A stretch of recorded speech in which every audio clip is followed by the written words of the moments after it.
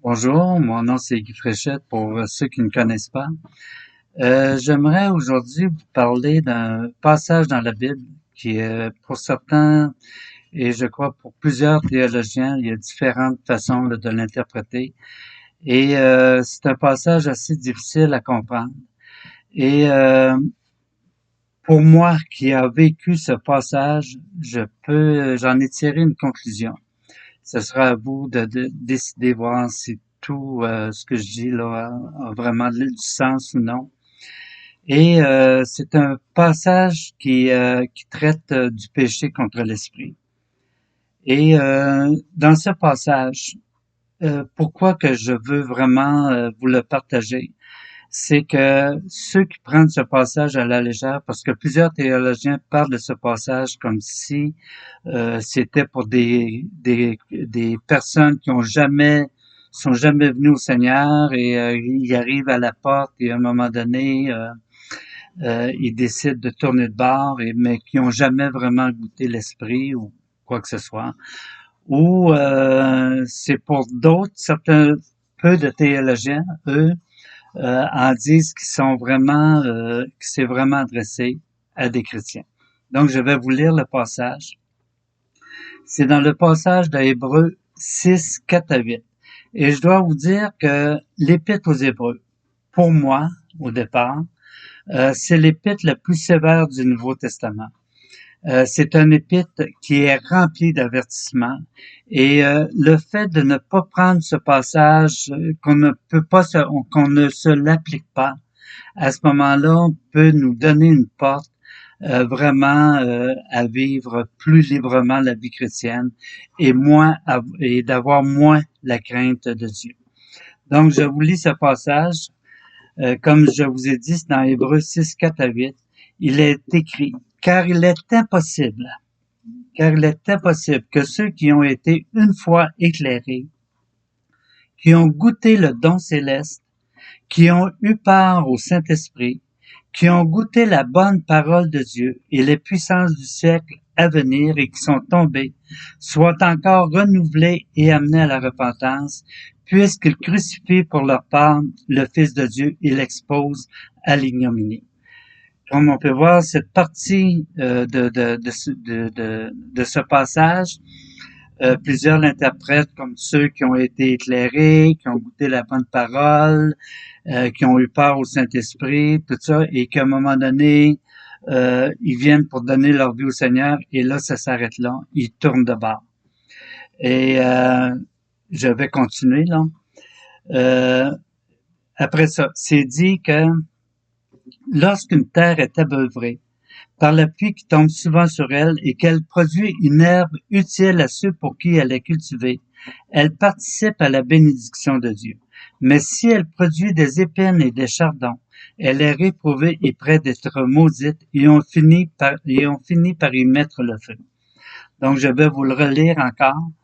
Car il est impossible que ceux qui ont été une fois éclairés, qui ont goûté le don céleste, qui ont eu part au Saint-Esprit, qui ont goûté la bonne parole de Dieu et les puissances du siècle à venir, et qui sont tombés, soient encore renouvelés et amenés à la repentance, puisqu'ils crucifient pour leur part le Fils de Dieu et l'exposent à l'ignominie. Lorsqu'une terre est abreuvée par la pluie qui tombe souvent sur elle, et qu'elle produit une herbe utile à ceux pour qui elle est cultivée, elle participe à la bénédiction de Dieu. Mais si elle produit des épines et des chardons, elle est réprouvée et près d'être maudite, et on finit par y mettre le feu. Je dois vous dire que c'est un passage qui est vraiment sévère. Hein? On le lit, ça fait peur. Et je me souviens au tout début de ma vie chrétienne, ça faisait peut-être 1 an que j'étais sauvé, que j'avais accepté le Seigneur. Et j'aimerais vous dire aussi que ce passage, pour moi, là, il est surtout adressé à des personnes qui sont nées de nouveau, qui ont eu la nouvelle naissance, qui sont qui se sont convertis à Jésus-Christ. Et comme je vous ai dit, 1 an à peu près après ma conversion, après avoir donné ma vie à Jésus-Christ, Je lisais ce passage et j'ai partagé ça avec mon pasteur. Et le pasteur me dit, écoute Guy, t'as pas besoin d'avoir peur parce que ce passage-là s'adresse aux personnes qui ont tout simplement ils ont goûté au don céleste, ils ont participé au Saint-Esprit, ils ont toutes goûté la bonne parole de Dieu, ils sont venus à la porte, mais rendus à la porte, ils sont tournés de bord. Et moi, quelque part, je me suis dit, bon, ben, dans le fond, il y a toujours une possibilité, lorsque tu es sauvé, il y a toujours une possibilité de revenir à Dieu. Si tu pêches, disons qu'il n'y a pas aucun problème.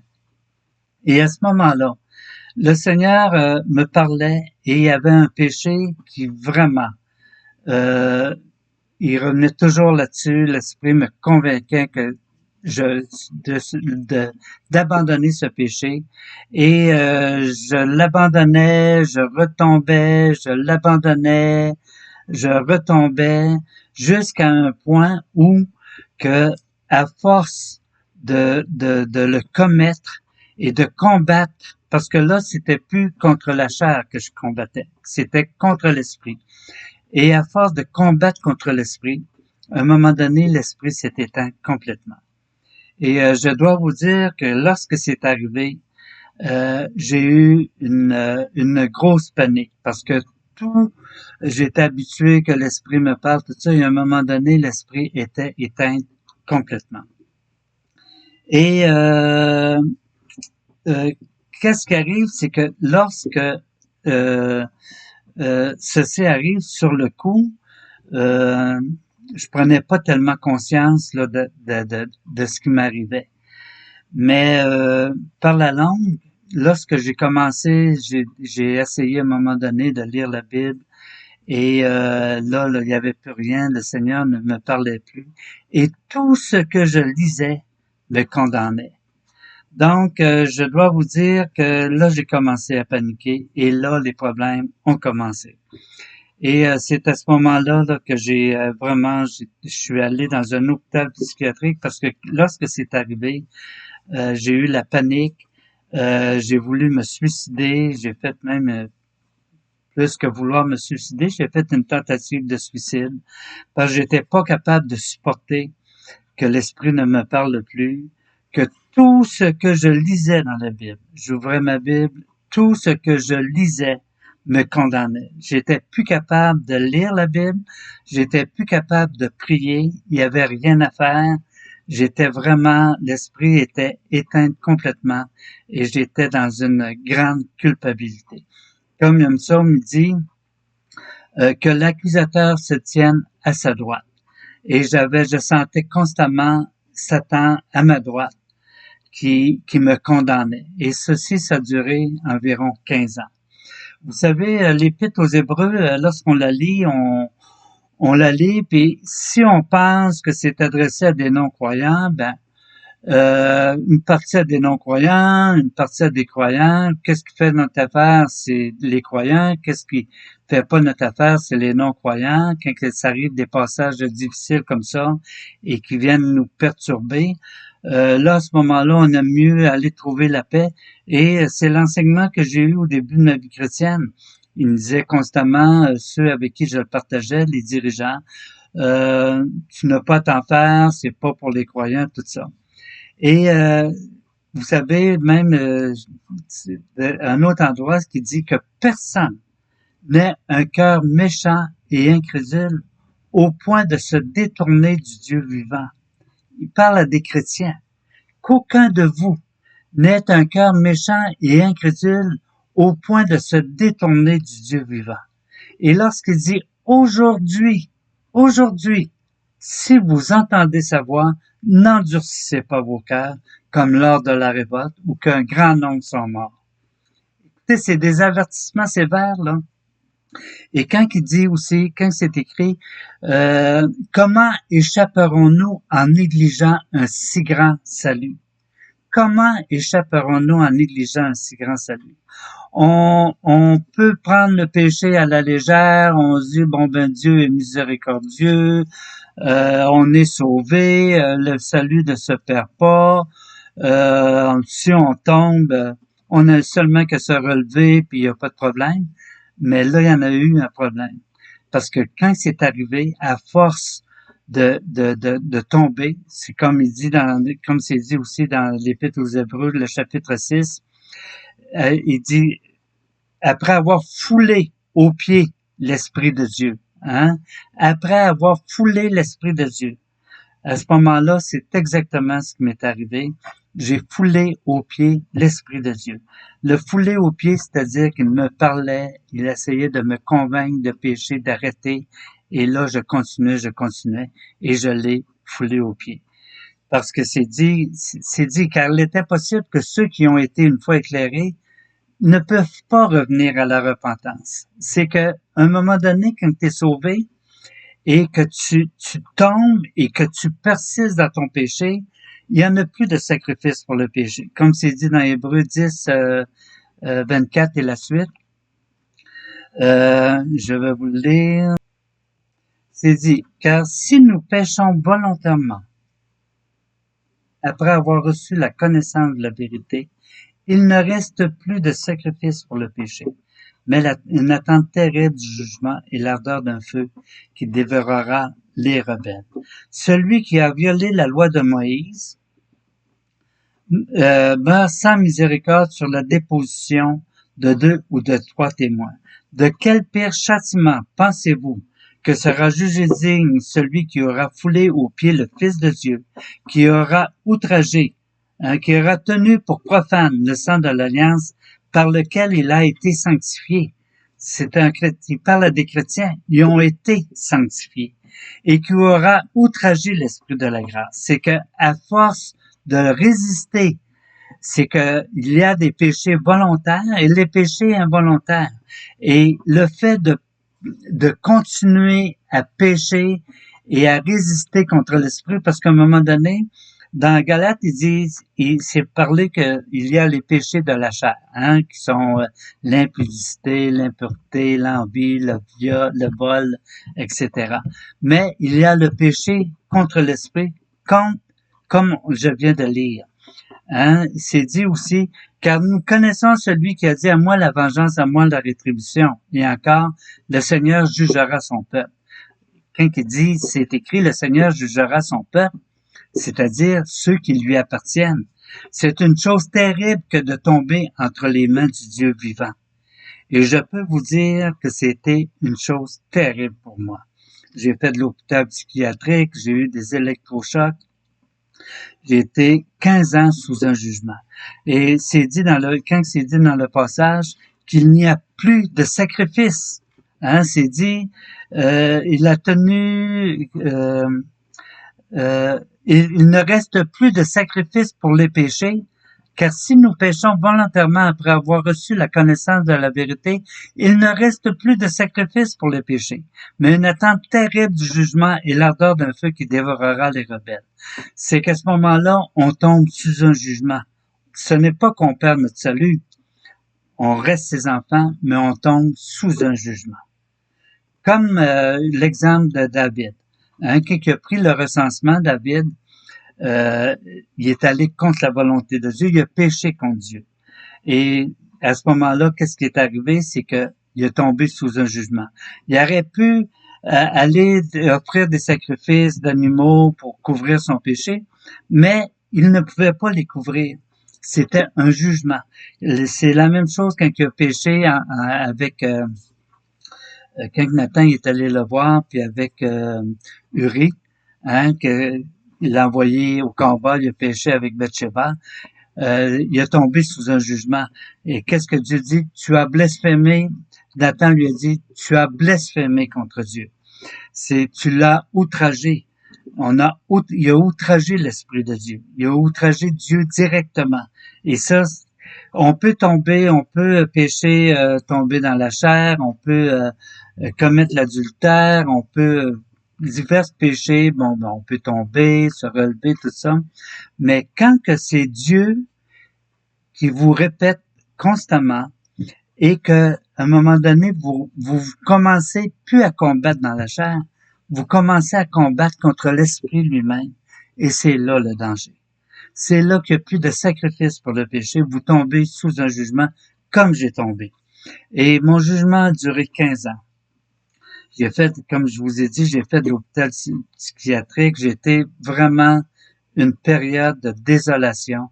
Et comme Watchman Nee disait, il n'y a rien de pire pour un chrétien qui a connu la vérité, qui a tout, il a goûté au don ou à la bonne parole de Dieu. Il a goûté au Saint-Esprit. Il a connu les puissances du siècle à venir. Il a tout été en connaissance de toutes ces choses. Il était en relation avec l'Esprit. Et à un moment donné, l'Esprit arrête de lui parler complètement. C'est la chose la pire qui peut arriver à un chrétien. Il ne peut pas arriver. Dans toute ma vie, il n'y a jamais eu quelque chose d'aussi terrible qui m'est arrivé. Et si je fais ce message aujourd'hui, c'est pour avertir les gens qu'à un moment donné, Dieu, il ne faut pas se moquer de Dieu.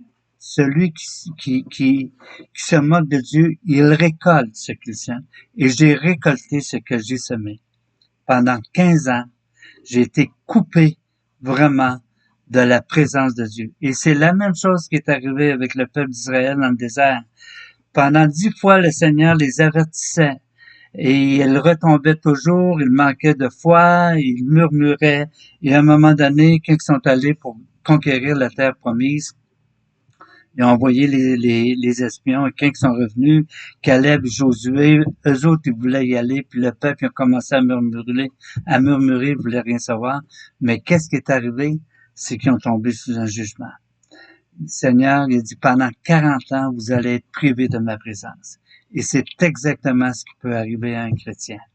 Si vous persistez dans votre péché, à un moment donné, ceci peut vous arriver. Comme ça m'est arrivé. Et le péché, c'est un péché volontaire, c'est un péché à point levé. À un moment donné, je me souviens, euh, j'avais une relation avec une jeune croyante et je m'étais levé un matin, j'avais eu une relation durant la veille avec et je me suis levé un matin et je me suis dit, j'étais vraiment pas conscient là de toute la gravité que je faisais là, non? Et je me suis dit, je vais voir qu'est-ce que ça fait lire la Bible là, un coup qu'on a péché, dans le péché. Et j'ai ouvert la Bible et je me souviens, il y a un verset qui m'est venu, que j'ai lu. Et là, j'ai eu tellement peur, j'ai fermé la Bible. Et effectivement, j'avais raison d'avoir peur parce que toute relation a été coupée avec Dieu. Mais par contre, il y a une chose. Dieu, c'est un Dieu de grâce. Après 15 ans, le Seigneur est revenu me parler. Et là, j'ai vécu une véritable repentance par rapport au péché que j'avais commis. Durant une nuit, le Seigneur est venu me visiter, il a commencé à me reparler. Et pendant toute la nuit, j'ai revécu mon péché, j'ai revu tout mon péché. C'est comme un film qui s'est déroulé dans ma tête. Et j'ai tellement pleuré, comme il y a une psaume qui dit, David, il dit, mon lit est arrosé, plein de larmes. Mon lit était trempe à force que j'ai pleuré durant cette nuit-là. Et j'ai vécu une réelle repentance. Et j'ai appelé ma femme pour lui dire que vraiment, je crois que le Seigneur m'avait pardonné. Et elle m'a dit, à ce moment-là, t'es sûr? J'ai dit oui, mais j'ai demandé au Seigneur un signe, comme quoi qu'il m'avait réellement pardonné. Elle me dit, c'est quoi ce signe? J'ai dit, c'est quelque chose que j'ai demandé à Dieu et que je voulais uniquement que ce soit, je veux vraiment le dire à personne jusqu'à ce que ce que je demande arrive. Et elle me dit, elle dit, tu sais, Guy, elle dit, ton ancienne Bible, elle dit, j'aimerais t'en offrir une. Et là, j'ai commencé à pleurer et je pleurais tellement. Elle dit, voyons, elle dit, qu'est-ce que t'as? Pourquoi tu pleures tant? Ben, j'ai dit, c'est le signe que j'ai demandé au Seigneur. J'ai demandé que lorsque quelqu'un va m'offrir une Bible, à ce moment-là, ça va vouloir dire que je suis vraiment, qu'il m'a vraiment pardonné. Et peu de temps après, là, j'ai ouvert ma Bible et j'en chéquais, j'avais tellement peur. Et j'ai lu j'ai lu à ce moment-là dans un psaume un verset. Et quand j'ai lu le verset, j'avais tellement peur que ça fasse comme avant qu'il me condamne. J'ai lu le verset, j'ai fermé tout de suite ma Bible. Mais là, le verset, au lieu de me condamner, c'était comme une fleur là, qui est en train de s'épanouir. Tout le verset fleurissait en moi. Et là, j'ai repris la Bible, je l'ai ouvert, j'ai lu un autre verset, et là, j'ai recommencé à lire. Et vraiment, là, le Seigneur il a recommencé à me parler. Et si je fais ce témoignage, comme je vous ai dit tantôt, c'est pour vous avertir. Vous avertir que on ne joue pas avec le péché. Vous savez, Samson, donc, avec Dalila, donc, qu'est-ce qui est arrivé? C'est que, à chaque fois, il jouait avec le don que Dieu lui donnait. Euh, Elle lui demandait d'où vient sa force, il, il jouait avec en lui disant toutes sortes de mensonges, tout ça. Et la quatrième fois, euh, quand il lui a dit, là, à ce moment-là, la chose est arrivée et il est tombé vraiment sous un jugement. Et il s'est fait crever les yeux et finalement, on connaît la suite, là, il est décédé en jetant les colonnes là, pour le peuple, le peuple des Philistins. Donc, c'est ici mon témoignage. Mais je peux vous dire, c'est un avertissement, mais pour ceux aussi qui ont vécu, qui sont dans cette situation-là, qui pensent qu'il n'y a pas de possibilité de revenir, que vous croyez vous connaissez des gens qui pensent avoir connu ce péché. Je vous dis qu'il y a une espérance et je suis un témoignage vivant. Maintenant, je peux lire, je peux vous parler de ce péché, que j'ai péché contre l'esprit, mais je peux vous dire que Dieu, c'est un Dieu de grâce, où que le péché abonde, la grâce surabonde. Je vous remercie de m'avoir écouté et si vous avez des partages à faire, vous pouvez toujours m'écrire sur à mon adresse email guifréchette12@gmail.com. Merci de m'avoir écouté.